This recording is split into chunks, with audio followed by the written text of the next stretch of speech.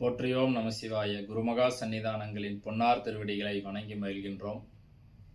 மார்கழி திங்கள் 28ஆம் நாளான இன்று திருப்பள்ளி எழுச்சியின் 8வது பாடலுக்கு இளம் இலக்கியவியல் 1ஆம் ஆண்டு பயிலும் கபிலன் என்ற மாணவரும், திருப்பாவையின் 28வது பாடலுக்கு இளம் இலக்கியவியல் 2ஆம் ஆண்டு பயிலும் குறளினி என்ற மாணவியும் உரை வழங்குவார்கள். இந்த இரு பாடல்களுக்கும் நம் கல்லூரியின் அரசு உதவி பெறா பிரிவின் தமிழ்துறை தலைவர் முனைவர் சோ நடராசு அவர்கள் தொகுப்புரை வழங்குவார்கள். பேரூர் ஆதீனம் யூடியூப் சேனல் அனைவருக்கும் என்னுடைய இனிய முத்தான முதல்கண் வணக்கத்தை தெரிவித்துக் கொண்டு, இன்றைக்கு நாம் எதை பற்றி சிந்திக்க மேற்கொள்கின்றோம் என்று சொன்னால், திருப்பள்ளி எழுச்சியினுடைய அந்த பாடலினுடைய தாத்பரியங்கள் அனைத்தையும் பற்றி சொல்ல போகிறோம். இன்றைக்கு பாடல்ல என்ன, மாணிக்கவாசக பெருந்தகைக்கு எப்படி எம்பெருமான் எழுந்தருளி அருள் புரிந்த விதத்தை ஒரு முறை இங்கு நினைவு கூர்ந்து கூர்ந்திருக்கின்றார் இந்த பாடல்ல. அதோட இந்த பாடல்ல சிறப்பு பெற்ற பாடல் என்று சொன்னால் அது இந்த திருப்பள்ளி எழுச்சி. இந்த திருப்பள்ளி எழுச்சியில இறைவனை எந்த விதம் ஆட்கொண்ட வேண்டும் என்று சொன்னால், அதை முதல் வரியிலேயே சொல்கின்றார். இறைவனை அமுதனை, கிடைப்பதற்கு அருமையான அமுதமே என்று இறைவனை சொல்கின்றார். அதுக்கப்புறம் முதலும் முடிவும் நடுப்புறையும் அவர்தான் இருக்கான். எல்லா உயிர்களுக்கும் எல்லா பொருட்களுக்கும் அவரே முதலாகவும் இருக்கின்றார், நடுவாகவும் இருக்கின்றார், இறுதியாகவும் அவரேதான் இருக்கின்றார். சரி, 3 தொழில்களை செய்கின்றவர்கள். மனிதர்களை விட தேவர்கள் என்ன கொஞ்சம் வசதி, சரிங்களா? அந்த மனிதர்களை விட தேவர்கள் வசதி. தேவர்கள் எப்பேற்பட்டவங்கள்? அவர்களில் மும்மூர்த்திகள் என்று சொல்கிறோம். சிவன், பிரம்மா, விஷ்ணு, சிவன். இவர்கள் 3 செயல்களை செய்கின்றார்கள். காத்தல், படைத்தல், அழித்தல் என்கின்ற செயலை செய்கின்றார்கள் இல்லையா? அந்த 3 தொழில்கள் செய்கின்றவர்களால கூட உன்னை காண முடியாது. சரி, நீ யாருக்குத்தான் காட்சி தருவ அப்படின்னு கேட்டான் அப்படின்னா, யாருக்குத்தான் அடுத்த வரியில சொல்றாரு பாருங்க. அதுக்கு பதில், யாருக்கு நீ காட்சி தருவ? இல்லங்கள் தோறும், அதாவது அந்த குடிசை, பழமையான குடிசைகள்ல இருக்கின்ற அடியார்கள். தொண்டர்தம் பெருமையம் சொல்லவும் பெரிதே என்று அவ்வை பிராட்டியார் கூட சொல்லி இருக்கிறார் இல்லையா? அப்போ பழமையான வீட்டுல, குடிசை வீட்டுல இருக்கின்றவர்கள் அடியார்கள். அவர்கள் கிட்டதான் நீ, அவர்களுக்குத்தான் நீ அணுகுவ. அவர்களுக்கு எளிமையான பொருள். இறைவன் எப்பேற்பட்டவன் என்று சொன்னால், எளிமைக்கும் எளிமையானவர். ஆனா அவரை கர்வத்தாலையும் அப்புறம் செல்வத்தினுடைய முடுக்கினாலும் கல்வியினிடலும் ஒடுக்கினாலும் அவரை காணவே முடியாது. அதுக்குத்தான் சுவாமி எப்படி இருக்கின்றார் என்று சொன்னால், லிங்கோத்பவர் சொரூபமாக இருக்கின்றாராமாம். சரி, இப்போ மூவருக்கும் காமிக்கல, அடியார்களுக்கு காமிக்கின்றார்கள். அதுவும் அடியார்களுக்கு எப்படி காமிக்கின்றார்களா? இறைவன் தனக்கு பூஜை செய்வர்கள் யாரு? மெல்லிய நுண்ணிடையால், மெல்லிய அந்த கை விரல்களை உடையவள் யார் என்று சொன்னால் அம்பிகை தான். அவளோடு சேர்த்து நீ அடியார்களுக்கு உன்னுடைய இன்னருள் கருணையை புரிவ அப்படின்னு சொல்றார். அதற்கப்புறமா எவ்வாறு ஆட்கொண்ட என்று சொன்னால், இறைவன் சிவந்த அந்த கனல், அதாவது நெருப்பினுடைய அந்த ஜுவாலை எப்படி இருக்கின்றமோ அந்த நிறத்தை போன்று உள்ளவர் யார் என்று சொன்னால் சிவபெருமான்.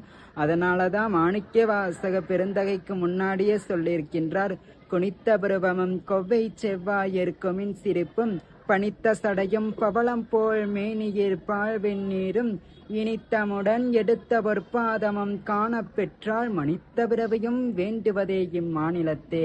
பிறவியே வேணான்னு சொன்னவங்க மத்தியில மட்டும் இவரு மட்டும் பிறவி வேணும்னு கேட்டார். எப்படி இருந்தா வேணும்னு கேட்டார் அப்படின்னா, இப்படி உனைய தினமும் பார்த்தேன் அப்படின்னா வேணும்னு கேட்டார். குனித்த புருவமும், சுவாமிக்கு எப்படி இருக்குமாம்? புருவம் எப்பயுமே குனிஞ்சே இருக்கும். இது ஒன்றும் பெரிய அதிசயமா தெரியல அப்படின்னு சொன்னா, நம்மளுக்கு எப்பயுமே புருவ குனிஞ்சுதான் இருக்கு. ஆனா கோபம் வந்துச்சு அப்படின்னா நடு நெத்தியில இருக்கும்ல.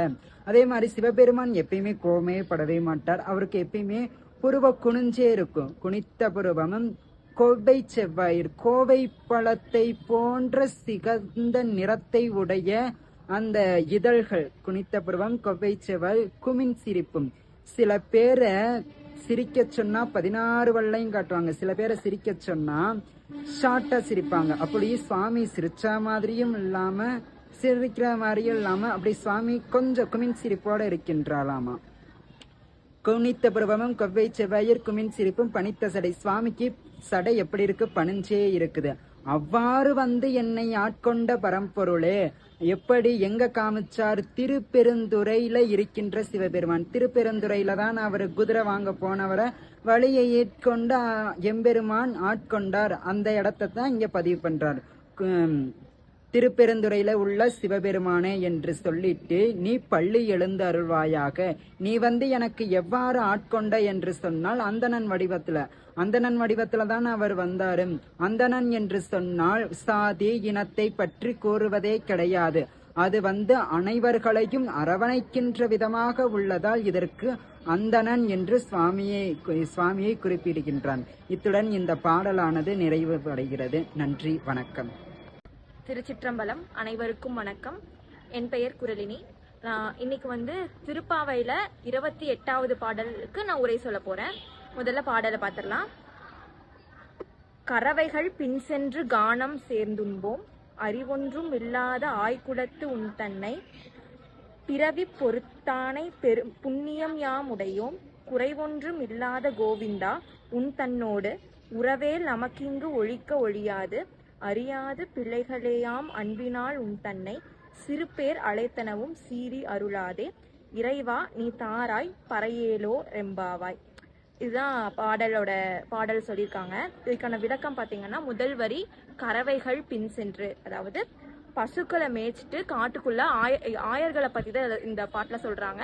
பசுக்களை மேய்ச்சிட்டு அந்த ஆயர்கள் வந்து போயிட்டு இருக்காங்க. நாங்க வந்து இந்த மாதிரி பசுக்களை மேய்ச்சிட்டு போயிட்டு இருக்கோம். அடுத்த லைன் என்ன சொல்றாங்கன்னா, அறிவொன்றும் இல்லாத ஆயர் குலத்து, அதாவது எங்களுக்கு வந்து இந்த ஆயர் குலத்துல இருக்கோம், எங்களுக்கு பெரிய ஞானம்லாம் கிடையாது, நிறைய அறிவெல்லாம் கிடையாது, நாங்கெல்லாம் மேதாவிகள்லாம் கிடையாது, நாங்க ரொம்ப எளிய மக்கள், பசுக்களோட நாங்க வாழ்ந்துட்டு இருக்கோம், பசு கூட்டத்தை மேய்ச்சி தான் நாங்க வாழ்ந்துட்டு இருக்கோம் அப்படின்னு சொல்றாங்க. அடுத்த வரியில பாத்தீங்கன்னா, உன் தன்னை பிறவி பெருந்தனை புண்ணியம் யாம் உடையோம், உன்னை வந்துட்டு நீ வந்து எங்கள் குலத்துல கண்ணனா அவதரிச்ச, அதை பார்த்து அந்த மாதிரி ஒரு புண்ணியத்தை வந்து நாங்க பெற்றிருக்கோம். இந்த ஆயர் குலத்துல பிறந்ததன் மூலம் நீ அவதரிச்சதன் மூலம் அதோட புண்ணியத்தை வந்து நாங்க அடைஞ்சிருக்கோம் அப்படின்னு சொல்றாங்க. அடுத்து குறைவொன்றும் இல்லாத கோவிந்தா, நீ வந்து அங்க பிறந்தது மட்டும் இல்லாம அந்த இதுக்கு புகழ் சேர்த்தது மட்டும் இல்லாம நீ வந்து எங்களுக்கு வந்து எந்த குறையுமே வைக்கல, நீ வந்து எங்களோட எல்லா குறைகளையும் போக்கி குறைவில்லாதவனா இருக்க அப்படின்னு சொல்றாங்க. அடுத்து பாத்தீங்கன்னா, உன் தன்னோடு உறவே நமக்கு இங்க ஒழிக்க முடியாது, உங்களோட இருக்கிற இந்த உறவை வந்துட்டு யாருனாலையும் வந்து அழிக்க முடியாது. நான் வந்துட்டு இந்த ஆயர்குல பெண்களாகட்டும், ஆயர்குலத்துல இருக்கிற எல்லா மக்களுமே வந்து உங்களோட நாங்க ஒண்ணு சேர்ந்துட்டோம் அப்படின்னு சொல்றாங்க. அடுத்தது, அறியாத பிள்ளைகளாம் அன்பினால் உன் தன்னை சிறுபேர் அழைத்தனவும் சீறி அருளாதே. நாங்க வந்து எங்களுக்கு பெரிய ஞானம்லாம் கிடையாது, அதனால நாங்க எதுவுமே அறியாத சிறு பிள்ளையா இருக்கோம். அதனால அந்த அன்பனோட மிகுதியால வந்துட்டு எங்களை மாதிரி சின்னஞ்சிறு ஜீவன்கள், அவ்வளவா அறிவில்லாதவங்களால நீ அரவணைச்சு காத்துட்டு இருக்க, அதனால வந்து எங்களுக்கு அறிவு கொஞ்சம் தான் இருக்குங்கிறதுக்காக நீ கோச்சிக்காத அப்படின்னு வந்து சொல்றாங்க. அடுத்து கடைசி, இறைவா நீ தாராய் பறையேலோ எம்பாவாய். இறைவா நீ வந்து எங்களுக்கு, அதனால நாங்க பாவை நோன்பை வந்து கடைபிடிச்சு உன்னைய வந்து வேண்டிட்டு இருக்கோம். அதனால பாவை நோன்பின் படி நான் உங்களை வேண்டுறோம். அதனால நாங்க செய்யற சிறு சிறு குற்றங்கள் எல்லாம் மன்னித்து எங்களோட பாவை நோன்புகளை ஏத்துக்கோ அப்படின்னு சொல்றாங்க. இதுதான் வந்து திருப்பாவை 28வது பாடலுக்கான விளக்கம். நன்றி. போற்றியோம் நம சிவாய. வேண்டும் பரிசு ஒன்று உண்டெனில் அதுவும் உந்தன் விருப்பன்றே. ஆதி குரு முதல்வர் சாந்தலிங்க பெருமானை வணங்கி மகிழ்கின்றேன். தோன்றா துணையாக இருந்து அருள் வழங்கி வரும் 24ஆம் குருமகா சன்னிதானங்களின் பொன்னார் திருவடிகளையும், தோன்றும் துணையாக இருந்து நம்மை நாளும் நன்னெறிப்படுத்தி வரும் 25ஆம் குருமகா சன்னிதானங்களின் பொன்னார் திருவடிகளையும் மனம் மொழிமைகளால் வணங்கி மகிழ்கின்றேன். இங்கு கூடியுள்ள துறவியர் பெருமக்களுக்கும், பேராசிரியர் பெருமக்களுக்கும், மாணவ செல்வங்களுக்கும் எனது வணக்கங்களை உரித்தாக்கிக் கொள்கின்றேன். திருப்பள்ளி எழுச்சியின் 8வது பாடல், திருப்பாவையின் 28வது பாடலுக்கு தொகுப்புரை வழங்க உங்கள் முன் வந்துள்ளேன். இந்த பாடல்களுக்கான பொருள்களை மாணவ செல்வங்கள் மிக அழகான முறையில் எடுத்து கூறினார்கள். அதனால் நாம் அதில் உள்ள சில நுட்பமான செய்திகளை மட்டும் இந்த தொகுப்புரையில் வழங்க உள்ளோம். திருப்பள்ளி எழுச்சியின் 8வது பாடல், முந்திய முதல் நடு இறுதியும் ஆனாய், மூவரும் அருகிலர் யாவர் மற்றறிவார், பந்தனை விரலியும் நீயும் நின் அடியார், பழங்குடில் தோறும் எழுந்தருளிய பரனே, செந்தழல் புரை திருமேனியும் காட்டி, திருப்பெருந்துறையுரை கோயிலும் காட்டி, அந்தணன் ஆவதும் காட்டி வந்து ஆண்டாய், ஆரமுதே பள்ளி எழுந்தருளாயே என்பது. இந்த உலகத்திற்கு முதல் நடு இறுதி என்று ஒன்று இருக்கும். அதில் முதலாவதாகவும் இறுதியாகவும் இறைவன் இருப்பான் என்பது மற்ற அருளாளர்களும் சான்றோர்களும் சொல்லக்கூடிய ஒன்று. ஆனால் மாணிக்கவாசகர் இதில் முந்திய முதல் என்று ஒன்று சொல்கிறார். அதாவது இந்த உலகத் தோற்றம் என்பது முதல், முந்திய முதல் என்பது உலகத் தோற்றத்திற்கு முந்தையதாக இருப்பது. அப்படி உலகத் தோற்றத்திற்கு முந்தியதாகவும் இருப்பவன் இறைவன் என்பதை இந்த பாடலில் வலியுறுத்துகிறார்.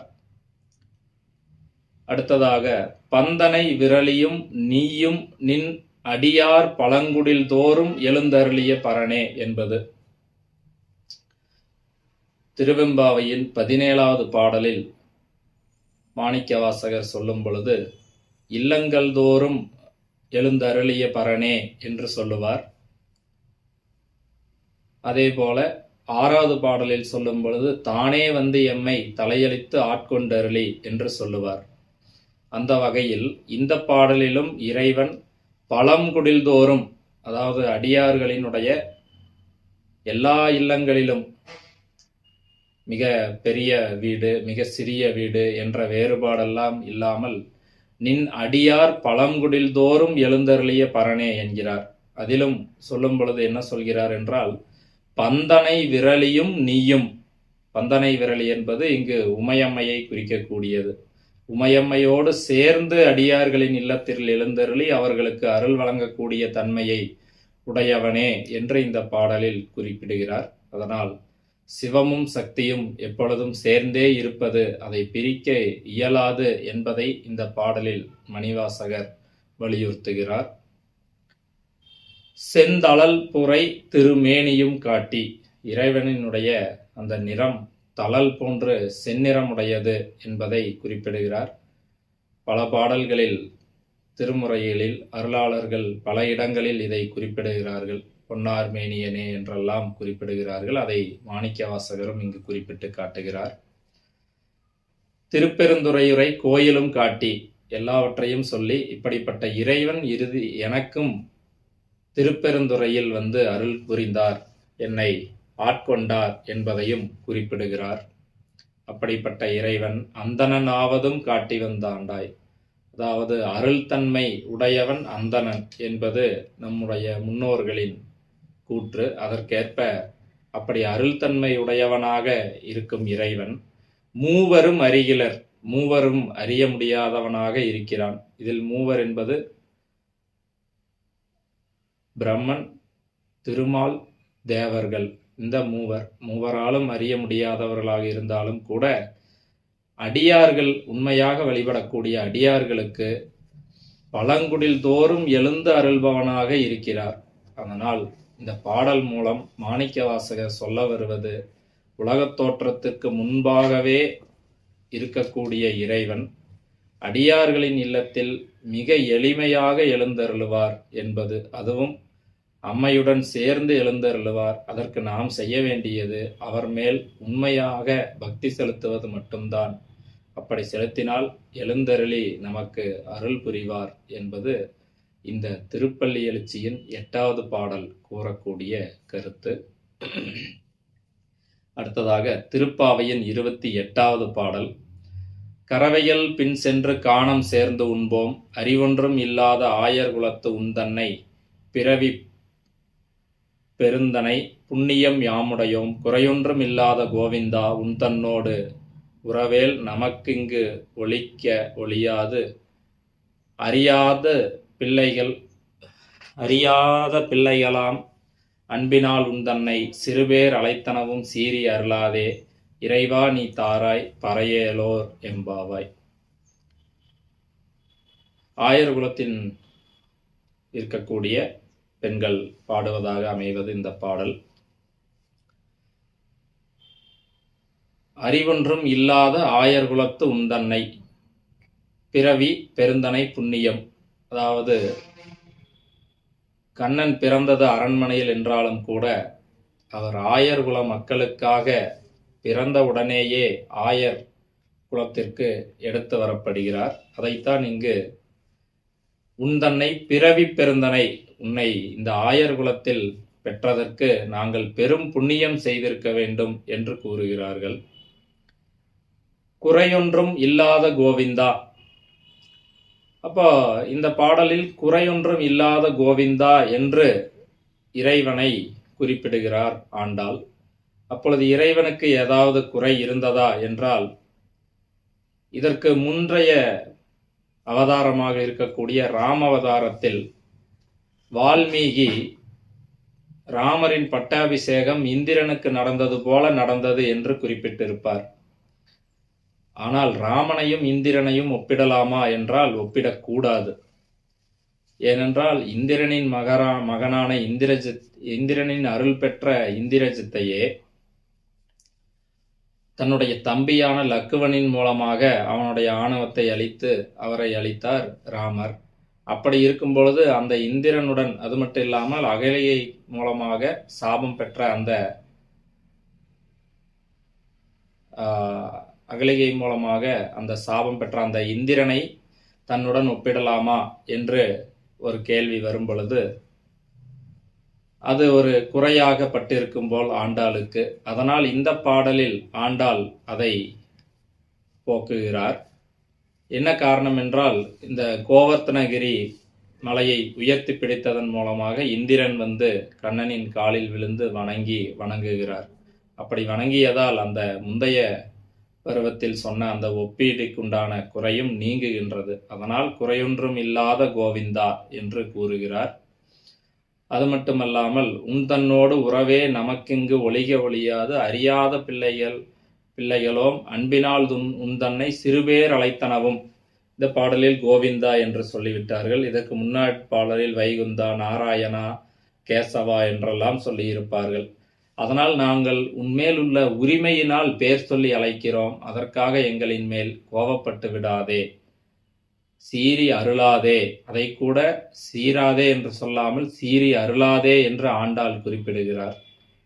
அப்படி இருக்கக்கூடிய வகையில் இறைவா நீ தாராய் பறையேலோர். இந்த இடத்தில் பறை என்பது விரும்பிய பொருள் என்று பொருள். ஆக நீ எங்களுடன் இருப்பதே எங்களுக்கு புண்ணியம் என்று சொன்னவர்கள் பறையேலோர் எம்பாவா என்று சொல்கிறார்கள். நீ விரும்பிய பொருளை எங்களுக்கு கொடு, உனக்கு தெரியும் எங்களுக்கு எதை நீ கொடுக்க வேண்டும் கொடுக்க கூடாது என்பதெல்லாம். அதனால் நீ விரும்பியதை எங்களுக்கு கொடு என்று கூறுகிறார். இந்த பாடலிலும் ஏறத்தாழ திருப்பள்ளி எழுச்சியினுடைய 8வது பாடல் சொல்லக்கூடிய கருத்து தான் வருகிறது. அதாவது இறைவன் மேல் உண்மையான அன்பு பூண்டால் அவரை உரிமையுடன் கூட அழைக்கலாம், அவர் நம் மீது கோபப்பட மாட்டார் என்பது இந்த பாடல் சொல்லக்கூடிய கருத்தாக அமைகிறது. ஆக இரு பாடலிலும் சேர்ந்த ஒருமித்த கருத்தாக நாம் இறைவனின் மேல் உண்மையான அன்பு பூண்டு ஒழுகினால் இறைவன் நமக்கு நேரில் வந்து அருள் தருவார் என்பதாகும் என்று கூறி, இந்த இரு பாடல்களுக்கும் தொகுப்புரை வழங்க வாய்ப்பளித்த குருமகா சன்னிதானங்களின் பொன்னார் திருவடிகளை வணங்கி நன்றியினை தெரிவித்து விடைபெறுகிறேன். நன்றி, வணக்கம். போற்றியோ நம சிவாய. இன்று திருப்பள்ளி எழுச்சி பாடலுக்கு உரை வழங்கிய கபிலன் என்ற மாணவரும், திருப்பாவை பாடலுக்கு உரை வழங்கிய குரலினி என்ற மாணவியும், இரு பாடல்களுக்கும் உரை வழங்கிய நம் கல்லூரியின் தமிழ்துறை தலைவர், அரசு உதவி பெறா பிரிவின் தமிழ்துறை தலைவர் முனைவர் சோ நடராசு அவர்களும் அவர்களது நண்பர்களும் குடும்பத்தாரும் வாழ்வில் எல்லா நலங்களும் வளங்களும் பெற்று வாழ இறையர்களை வேண்டுகிறோம். போற்றியோம் நம சிவாய. சிவாய நமவோம்.